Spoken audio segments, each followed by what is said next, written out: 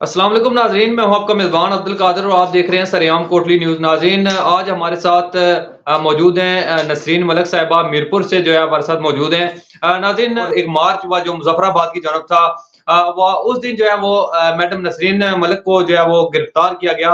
ये कैसे गिरफ्तारी हुई और इनके साथ वहाँ पे क्या सलूक किया गया, इन्हीं की ज़ुबान जानते हैं। अस्सलाम वालेकुम मैडम। जी, जी, वालेकुम अस्सलाम। आप कैसे हैं? खैरियत से हैं?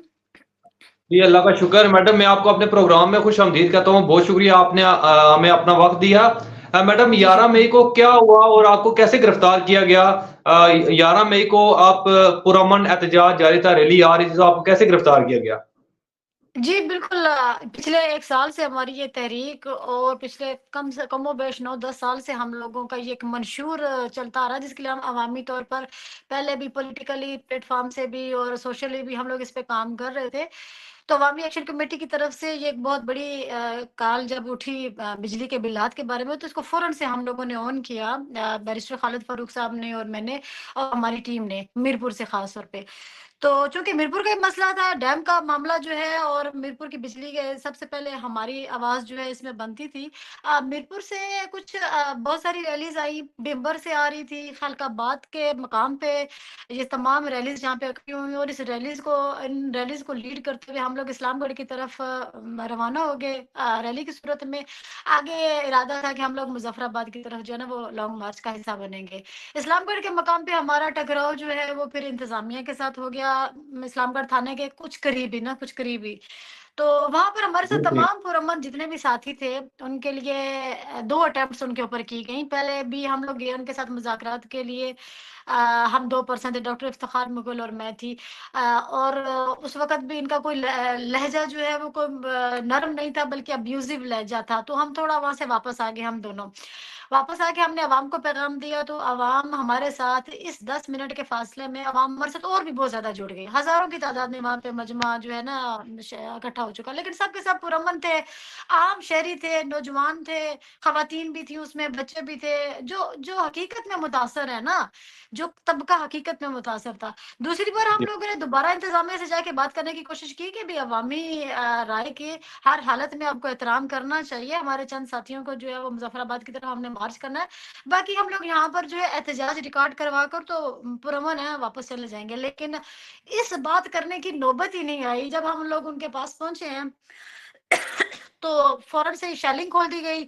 लड़कों को गिरफ्तार कर लिया गया। हमारे साथ जो साथी थे मुझे भी गिरफ्तार करने की कोशिश की, लेकिन मैंने इतनी आसानी से गिरफ्तारी नहीं दी। मैं स्टिल उनसे बात कर रही थी, अवाम को भी मुश्तिल होने से बचा रही थी। इन दोनों ग्रुपों के दरमियान मैं स्टिल वहाँ पे काम कर रही थी, जिस दौरान फिर मेरी एक बाजू फ्रैक्चर भी है, उसके ऊपर उन्होंने डंडा मारा ना, उससे मुझे काफ़ी तकलीफ हुई। मैं ऑलरेडी एक इंजरी चल रही थी पिछले 1 साल से। मज़ीद इन लोगों ने जो है ना वहाँ से टॉर्चर करना शुरू कर दिया। जब मुझ पे ये टॉर्चर रोड के ऊपर होना शुरू हुआ तो फिर अवाम जो है वो कंट्रोल से बाहर होना शुरू हो गई। अवाम के पास ज़्यादा से ज़्यादा क्या था पता शायद नहीं थे या इन्होंने शेयरिंग बहरहाल खोल दी।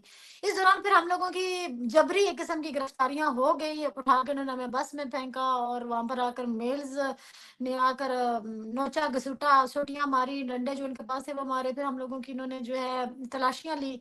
तो मेरी तलाशी जो है वो वहाँ पर फीमेल कोई भी नहीं थी इनके पास, कांस्टेबल या कोई मैडम, लेडी आपको पुलिस। गिरफ्तार करके किस थाने में लेकर गए?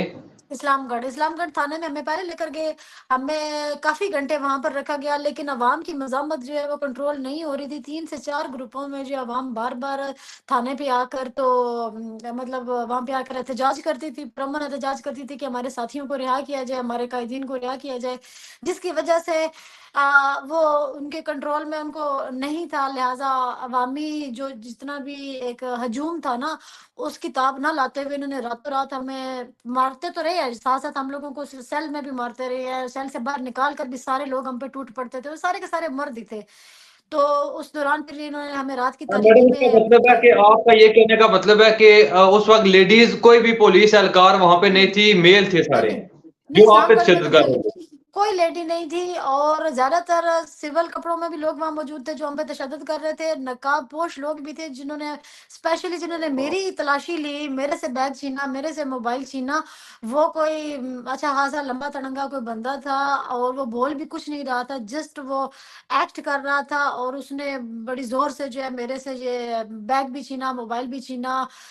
میرے ساتھ والے ساتھی دانش کو تھپڑ بھی ٹھیک زور سے مارا، مجھے دکھانے کے لیے کہ تیرے ساتھ بھی یہ کیا جا سکتا ہے۔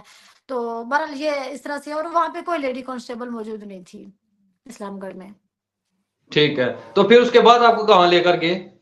جی اس کے بعد جب عوام رات گئے تک بھی کنٹرول نہیں ہو رہی تھی، ان کا مطالبہ یہی تھا کہ نسرین ملک کو رہا کریں، کیونکہ ہم لوگوں کا بڑا کام ہے اسلام گڑھ میں اور اس پورے حلقہ 2 میں، اور بلکہ پوری ریاست میں ہی اوورال، لیکن بالخصوص حلقہ 2 میں۔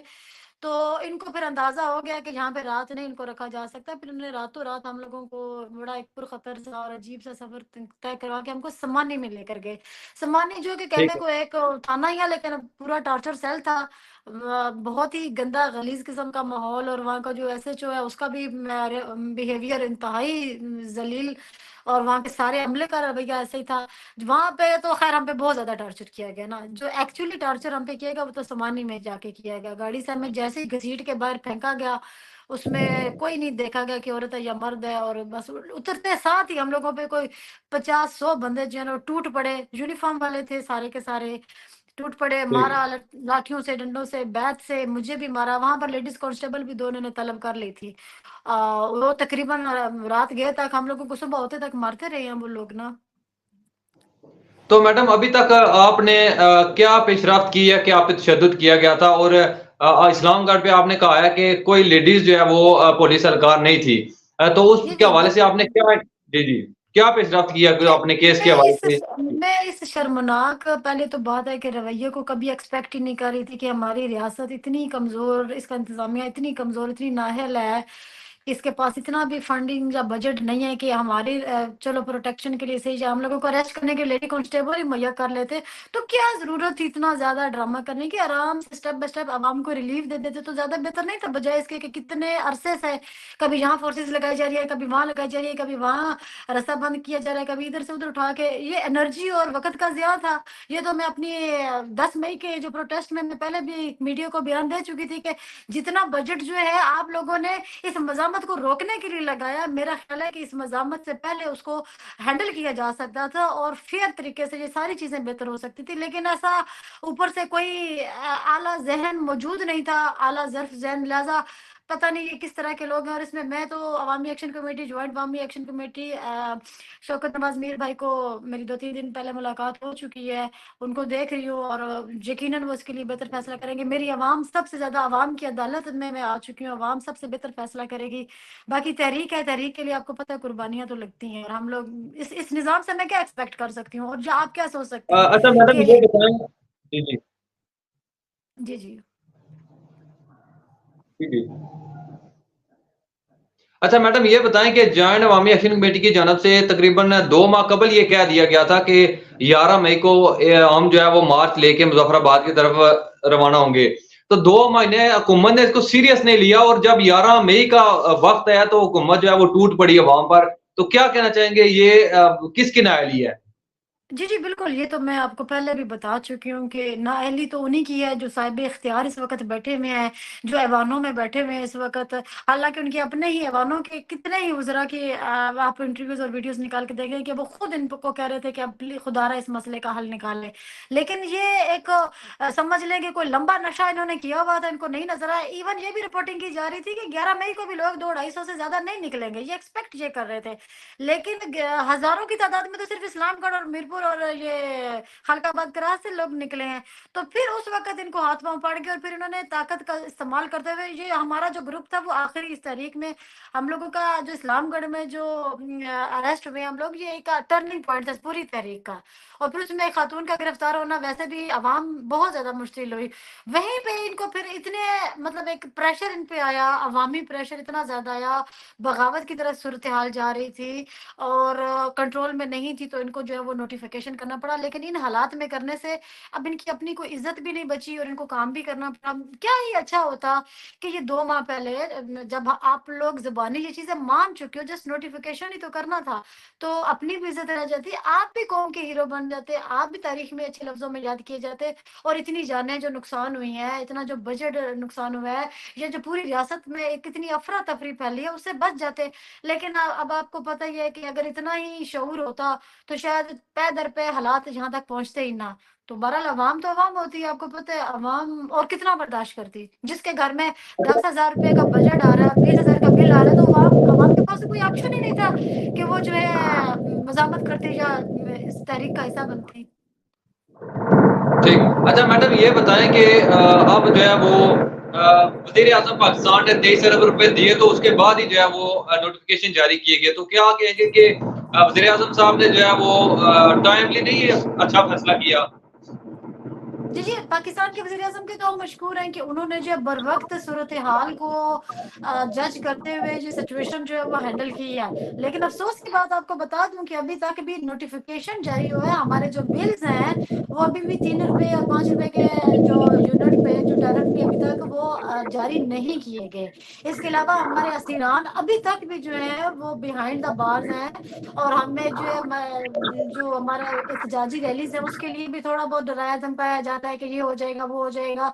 तो अभी तक भी चीज़ें उस तरह से डिलीवर नहीं की जा रही और अभी भी खतरा जो है वो अवाम के सर पर भी और हुकूमत के सर पर भी मंडला रहा है कि सूरत-ए-हाल को ये मज़ीद तशद्दुद की तरफ लेके जा रहे हैं। अभी तक भी जो है नोटिफ़िकेशन जो जारी कर भी दिया गया है उसमें भी मुकम्मल जो है वो अमल नहीं हो रहा।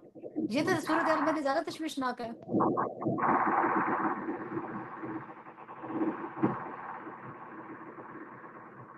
ठीक।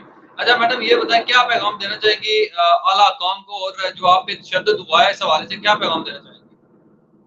मैं यही कहूँगी कि मैं भी रियासत की बेटी थी, इधर की रहने वाली हूँ, आप भी रियासत के ही बेटे हो।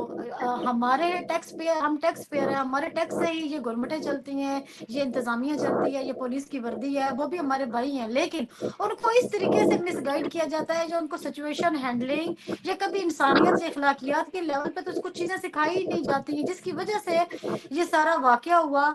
मैं ये पैगाम देना चाहूँगी कि खुदारा नेक्स्ट इस तरह की जो सूरत-ए-हाल है वो ना पैदा हो। हम लोग वैसे ही एक बहुत हसास खित्ते में रह रहे हैं। पूरी दुनिया की नज़र इस हसास खित्ते पे वैसे ही है। तो आप लोग खुदारा इस तरह की किसी भी सूरत-ए-हाल को हवा मत दें, दुश्मन को इससे फ़ायदा होता है। अवाम इससे सफ़र करती है और गवर्नमेंट भी डेफ़िनेटली एट द एंड सफ़र करेगी। बेहतर यही है कि सब मिलकर टेबल टॉक पे जो आपने चीज़ें मानी हैं उसको ऑन करें, उसको ओके करें और जितने आपके इख्तियारात में हैं आप उन चीज़ों को ओके करें। पाकिस्तान गवर्नमेंट का जो आपको बर वक़्त रिलीफ़ मिला उसको डिलीवर करें ताकि अवाम को थोड़ा-सा दिलासा हो और आप पे दोबारा जो है अवाम का जो एतमाद है वो बहाल हो, जो कि मुझे फ़िलहाल नज़र नहीं आ रहा। अवाम को अगर आप इसी तरीके से बेजारा मददगार छोड़ देंगे तो कल किस मुँह से दोबारा आप वोट के लिए दोबारा इनके हलकों में आएँगे? ये भी तो आपको अपना सियासी मुस्तकबिल भी तो देखना है ना। लिहाज़ा मुझे नहीं लगता ये सिर्फ़ एक बिलों की तहरीक नहीं चली है या बिजली के बिल और ये बाकी हमारा चार्टर ऑफ डिमांड की तहरीक नहीं चली है। इनकी पूरी की पूरी सियासी जो खेल थी ना वो बखेर दी गई है और ये इनका अपना मुस्तकबिल खतरे में। अवाम तो अवाम है, अवाम तो फिर भी इधर ही रहेगी, लेकिन ये अपनी सियासत इन्होंने खत्म कर दी। बहुत शुक्रिया मैडम, आपने हमें अपना कीमती वक्त दिया। नाज़रीन ये थी नसरीन मलिक साहिबा मीरपुर से हमारे साथ, जिनसे हमने तफसीली गुफ्तगू की और उनकी गिरफ्तारी 11 मई को हुई और इन पर तशद्दुद भी किया गया और अब इनकी जमानत हुई है, तो अब इनके क्या लाएमल है, हम इस हवाले से तफसीली गुफ्तगू की। इसी के साथ नाज़रीन अपने मेज़बान अब्दुल कादिर और सरियाम की टीम को दें इजाज़त। अल्लाह हाफ़िज़।